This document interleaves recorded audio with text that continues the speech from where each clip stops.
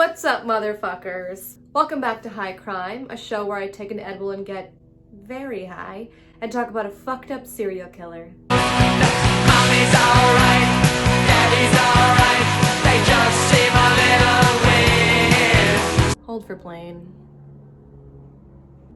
Unbelievable. Great. What a show I have for you guys today. Today I'm gonna... Forgot my drugs. I got some new shit for you guys today. I am so excited. This stuff is called Good News, and it is sativa. Listen, I know some of you guys are judging me. You're like, wow, you get really high off of like 10 milligrams. Yes, I do. Yes, I do. I'm a cheap high. Today, I'm gonna do a little more than half because I have something else I'm gonna take. Oh, shit. Okay. And then I have this guy, Lemon Lavender. Open pour mix. Mix with what? I'm just gonna drink it. Cheers. Just picked such a good day to wear lip gloss. That's fucking delicious. Okay. Another disclaimer. This one's incredibly graphic. So if you're sensitive to that, you shouldn't be watching my show. But you're here. Probably for my irresistible charm. Okay. See you guys so soon. Surrender. Notice anything different about me? I put my nose ring back in. That was the dumbest bit. I'm ashamed. Ah, okie dokie. I'm feeling sensual. Today, I have a real piece of shit for you guys. Today we will be covering, great, this is fantastic. No, this is going really, really well. Today we'll be covering Joel Guy Jr. I want to harm this gentleman. So Joel Guy Jr. was born to Lisa and Joel Guy Sr. He was their only son. Excuse me.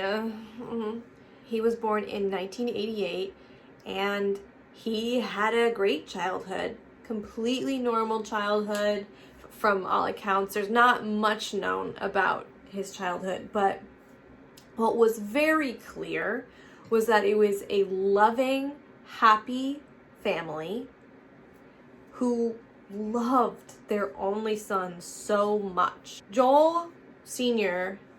had a previous marriage and had 3 daughters, so Joel was the baby, I guess. I'm a genius. But they were a very close-knit family, except for Joel Jr. He was a fucking weirdo. Like, never came out of his room, was an absolute dick to his whole fucking family. I'm like, right? My specialty is shitty nerds. Shitty nerds. Yeah, he was just another power douche. His parents fully funded his life. Fully. His mom had a job just so she could give her entire paycheck to Joel Jr. The family was pretty well-to-do. His siblings and him didn't really get along. Shocking, I know. One sibling, I think, said that she didn't talk to him except for like at holidays. I wish I didn't have to talk to my brother all year except for holidays. That'd be sweet. Fuck, the heater's on. Sorry about that, you guys. I'm sure it was deafening. Right. That's where I was. It's gone again. He didn't have one job his whole life. I believe he had like internships and those didn't last. And those didn't last, obviously. He wanted to be a plastic surgeon, but never actually went to any school for it. Wait, no. He never actually could finish school for it. His parents were paying for his classes in Louisiana, but I don't think those worked out. Fucking tits. At some point, I believe around 28 maybe, Joel's parents wanted to retire. They were older, I guess were pretty set for the rest of their lives, so they were going to sell their house and buy their perfect little dream home, and they decided to cut Joel Jr. off from everything. I believe he was written out of the will, and he got wind of this and went berserk. This all started around Thanksgiving, I believe. Yes. I held my breath for so long. Oh my God. I forgot to breathe. So he decided to kill his parents because that's what you do when your parents cut you off. I thought of it. I thought about it. I did. Because if his parents died, apparently he would get $500,000 in life insurance. I think that sounds like the right number. And at that Thanksgiving, apparently Joel was acting so normal and even kind. He was like trying to give away his childhood toys to his little cousins. And his family was like, that's odd. This man is acting normal, and his family's like, what's up with Joel? They pooped. November 28th, 2016, the cops are dispatched to the guy's residence. Yeah. Because Lisa's employer was like, she hasn't come home. This is not gonna work. She hasn't called out of work today, and she's not here, and that never happens. It's always the people who get murdered are the ones who are very punctual and always present. When I am inevitably murdered, people are gonna be saying horrible things about me. They're gonna be like, yeah, she was rarely on time. She was rarely there. She was okay. I thought she was a little abrasive. So the cops showed up, and both of Lisa and Guy Sr.'s cars were in the driveway. And they knocked on the door, and no one was answering, and they could hear like a faint dog barking, hold for plane, in some room in the house that was closed off. And finally, I guess they went in, and as soon as they opened the door, they smelled this strong chemical smell, and the house was like a sauna, burning up. They checked the thermostats. They were at like 90 something degrees. The stove was on, the oven was on. It was hot. And so the cops immediately are like, something's amiss. And they see there are groceries by the front doorway that have just been like kind of spilled everywhere. Even like perishables, like milk or meat, that was just all left out in the 90-degree heat. Can you imagine? So then they see like some blood, and things feel not good. So they're like, this is way above our pay grade. So they call in the detectives. And one cop was quoted as saying, it was the most horrific thing I have ever encountered in police work in my life. Oh no. This is what Joel Guy Jr. did to his parents. This was a Saturday after Thanksgiving. Lisa Guy goes to Walmart to go grocery shopping. Honestly, a great place to get groceries, you guys. And later in that day, the Walmart cameras caught Joel Jr. at that same Walmart. Did I say that? I think I did. Buying knives and chemicals. What? And around this time, when Lisa was out, Joel Guy Jr. attacked and killed his father. He stabbed his father 42 times, and some of the stab wounds were so severe that they severed his ribs. I'm seriously starving right now. Like, I have never been so hungry in my life. And he had a lot of defense wounds, so he fought back. There were puncture marks on his lungs and kidneys. A shoulder wound was so severe that part of the knife had broken off deep into the tissue. After he killed his father, he severed his hands from his arms and dismembered both arms from their sockets. His legs were removed from his hips, and his right foot was cut off his leg. That is anger. Did you get cut out of the will because you don't do anything?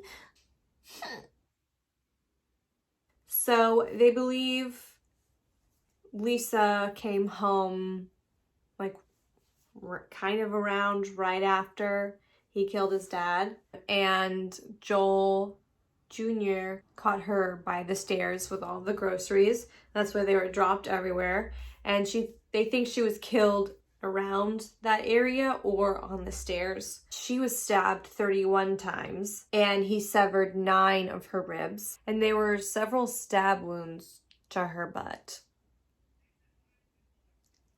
I don't know what that means. So after she died, she was also dismembered. Her legs were severed below the knee, her arms were severed at the shoulder, and her head was removed from her spine, but they saw that I guess he had trouble getting the head off of the spine because there was a lot of blunt force trauma they saw. That is a horrifying visual. Guess it's not easy to chop someone's head off. It's not as easy as it looks, I guess, in the movies. Jesus Christ. This guy's a psychopath. I fucking hate this guy. And they found Lisa Guy's head floating in some liquid in a pot on the stove. I think I said that correctly. They think her head was boiling there for like maybe 24 hours. So do with that what you will. Joel Guy Sr.'s hands were found upstairs, just lying on his bedroom floor, and both of their bodies, torsos and limbs and everything, were upstairs in 2 45-gallon jugs. I think is the right word. Containers. And they were soaking in a mixture of like hydrogen peroxide and whatever chemicals he had around the house, like toilet bleach. And genius that he is, Joel Guy Jr. was like, this is gonna decompose those bodies, no problem. And he had hooked up a hose to the shower to pump more chemicals into there. That is so dark. When the cops searched the house, they found a piece of paper in a notebook that had like a list of to-dos. It was Joel Guy Jr.'s fucking step-by-step process of how he was gonna kill and get rid of his parents. And yes, I am gonna read you some of it because I need you to know. Ready? Get killing knives. Quiet. Multiple. Get sledgehammer. Crush bones. Bring blender and food grinder. Grind meat. Get bleached denatured proteins.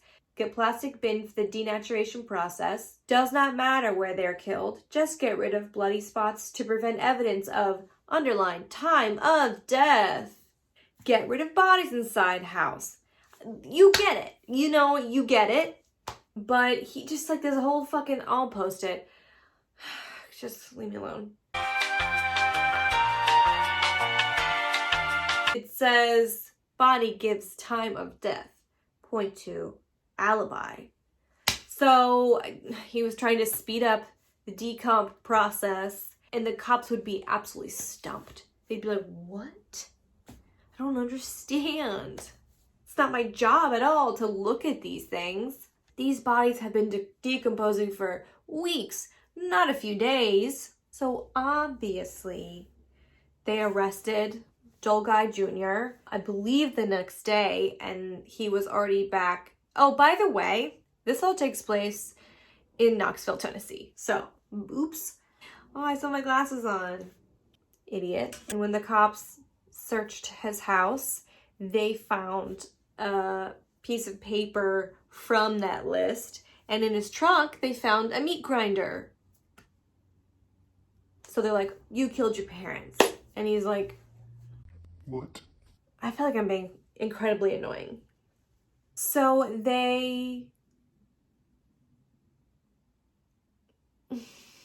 he was like, okay, you know what? Yes. But I just want the death penalty. None of this life imprisonment bullshit. Get me straight to old Sparky. But they were like, no. You have to rot in jail. So they gave him 2 consecutive life sentences. So he will never see the light of day ever again, which is fantastic.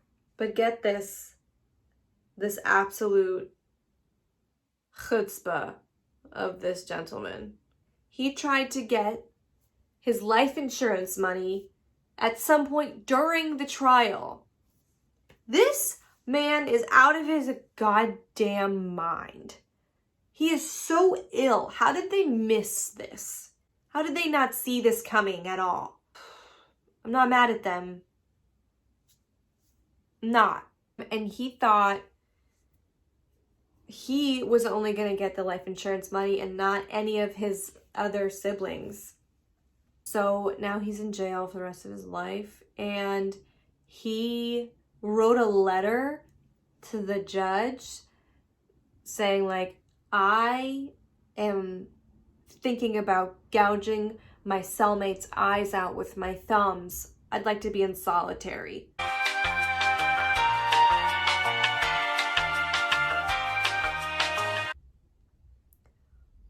You want to be in solitary confinement for the rest of your days? No, I didn't wear the right bra for this top. Okay, Jesus. Just put him in a hole to rot. That's what I say. I'm no judge. Although I should be. That would be wacky comedy.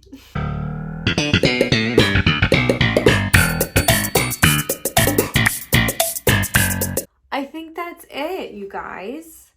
I think we did it. Me and you together. Thank you so much for tuning in. I know that you hold your breath waiting for these.